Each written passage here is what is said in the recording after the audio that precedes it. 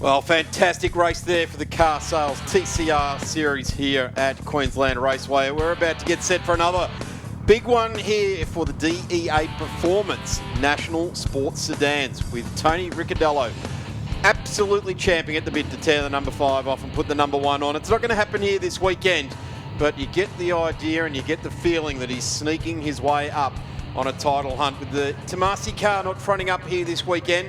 Certainly helping Tony's cause. Darren Smith here with Gary O'Brien right alongside me. Gaz, we're about to break away with another 10 laps of fury with the National Sports Sedans. Don't be surprised if we see an attempt on the lap record. Conditions are a bit better than they were this morning and a bit more rubber down as well. So Tony did say that he wasn't really having a go, but it looked like it to us. He did a 1 minute 7.7 there and then locked up a break down at turn 4 the following lap, so we knew he was on another hottie. What are you saying, Tony Ricciardello, talking the story up to suit his own mindset? Is that what you're saying? Yeah. Yeah, righto. Yep, that would happen. Yeah, I would suggest that if Tony can get himself away, and I'm not going to suggest that he will, because I think car number 4, Jordan Caruso with the Audi, was going to have a lot more to say about it in this race than what he did in the earlier race. He's just getting quicker and quicker, and hasn't been here before, coming out of XLs, has only had a limited starts in this fearsome Audi Chev, and all of a sudden he's in the game. And at the bend, he'd never been there before, and he ended up breaking a lap record. So just goes to show that the more miles he gets in John Goulet's car, the quicker he gets. The symphony that is the National Sports Sedan Series eases their way around off the start line here. They've had their sighting lap now, the warm-up lap. They'll form up right behind the Hyundai i30N safety car for their rolling start in this race. All National Sports Sedan races these days are rolling starts, and we will be back underway. The grid looks a bit like this. In fact, it looks all like this. Tony Ricciardello on pole position. Jordan Caruso in the Auto Union Motorsport Audi A4 Chevrolet in P2. Shane Bradford for Aston Air Conditioning and the Chevy Camaro in 3. Phil Crompton, watch out for the Data Fin engine dyno Ford Mustang. He will be absolutely looking to get on the podium in this race, will Phil. Michael Robinson in the number 32. Bell Real Estate, Holden Monaro out of 5. He's another one we're going to have to keep a very close eye on. And Shane Woodman, the 2 Victorians, are going to be a force to be reckoned with in this race. On the 3rd row of the grid, maybe a bit of coming together, maybe a bit of old rivalries starting to come up there.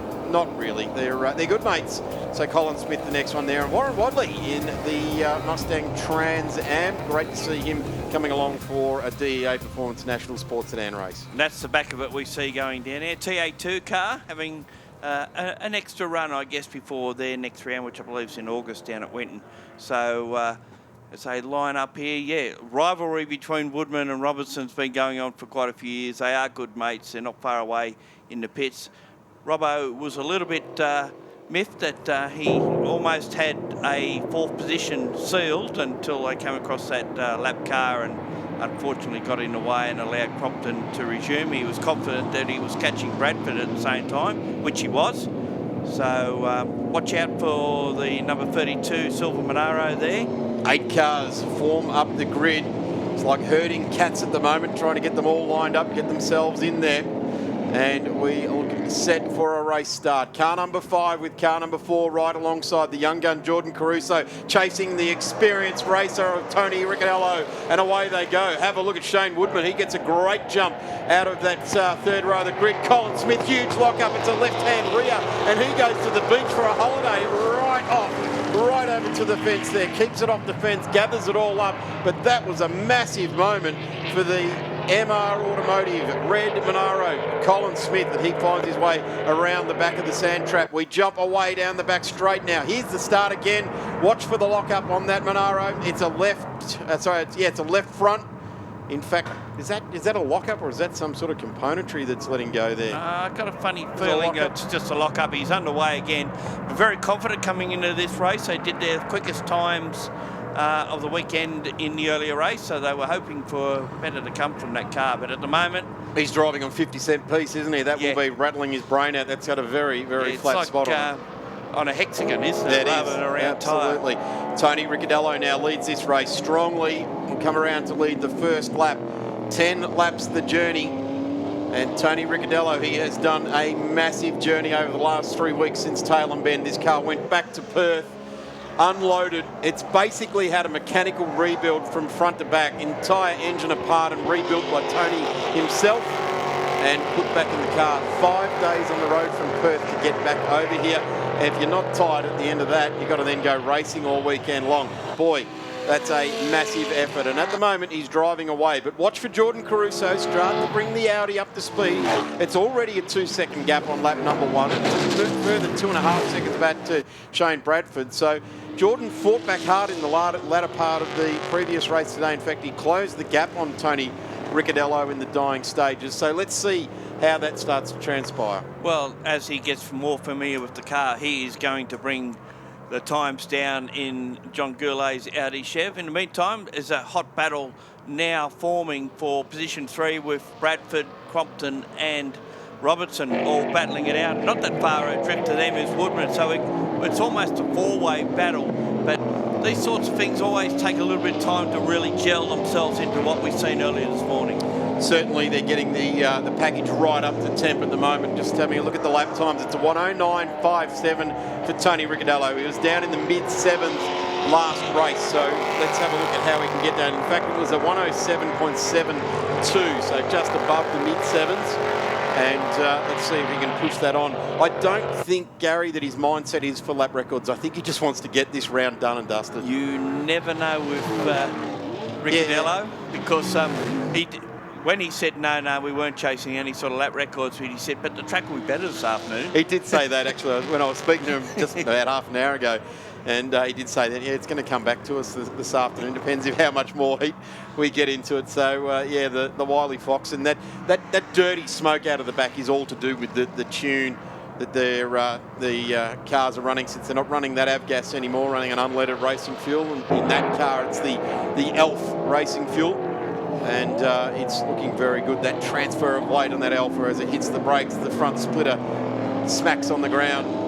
Well, we just had the first sector fastest come out of Ricciardello. The second sector fastest came out of Caruso. So Caruso's learning his craft very quickly. And the third sector, Tony Ricciardello, 15.86. He's 0.3 of a second faster than what Caruso is on that third sector. Interesting stats. I'm not sure that it tells much of the story here at QR, because each sector doesn't represent a lot of difference. It's not one of those tracks like at Bathurst or a Phillip Island where each sector shows something different about the track layout. Well, we do have the inner part of the track there in that second sector, and I think that's where it's almost a double apex for several different classes, and you've got to get that right, and it's slower than what turns 1 and 2 are. Shane Bradford now starting to feel the heat from the local Phil Crompton. In fact, I would suggest that Phil Crompton's not feeling real great at this point in time. It's his home track. He normally goes very, very well here, finds his way onto the podium regularly when we race here. In fact, last year in race 2, he was on the podium. Sorry to interrupt, Daz, but it looks like we dropped Robertson. He's fallen way back out of this dice. As a matter of fact, he's in the pits. So a drama there for the Monaro Chev. And he's stopped right at the entry to the pits there too, so not trundling down any further. So that's not good when they stop right at the top of the lane like that. He doesn't want to drive any further. That normally means there's some sort of big red light on the dashboard saying do not proceed. Well, his crew could be right down that end as well, so let's not go over. Poor old Stephen Craig is not as young as he used to be. Yeah, got to run down there and see what Robbo's up to. That's the closest end to where they're pitted, so. That is too. It is too. Getting very close for position 3 between Bradford and Crompton, as we can see. Lap times last time around, almost about 3/10 between them. The gap is about 0.8 of a second, but it fluctuates depending where you're looking at them on the circuit at the moment. And what Phil talks about with the slightly less cubic capacity of the Ford engine, around 5.5 litres compared to Bradford 6, is that he calls it a soft engine because it doesn't induce wheel spin nearly as badly as what the 6-litre engines do. And just as you said that, Gaz, coming onto the straight, Tony Ricciardello, inducing wheel spin as he came on to drive it out of the corner. I was talking about Crompton then, not...